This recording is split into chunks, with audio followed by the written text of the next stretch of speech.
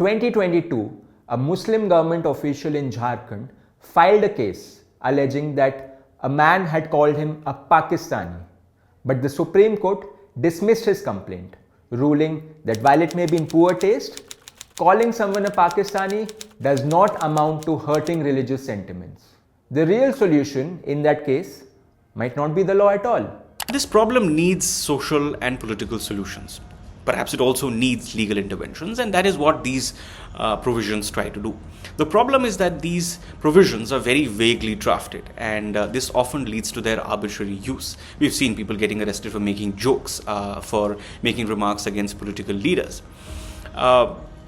In this context, I would refrain from calling for a jail term for someone who calls anybody a Pakistani, because it's a slippery slope. And except, of course, when it is done with a clear intention to incite violence or cause communal hatred. Hate speech is cumulative, and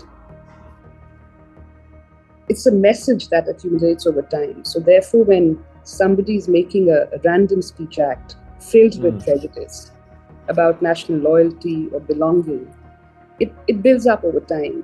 But you can't throw somebody in jail for simply calling somebody else a Pakistani.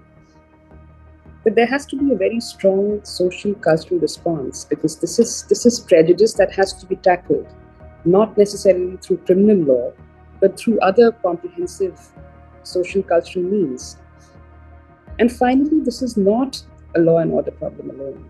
It's a problem of discrimination. It's a problem of a group being targeted by a majoritarian group, by majoritarian tendencies, which causes discrimination. So it's therefore a problem of constitutional law.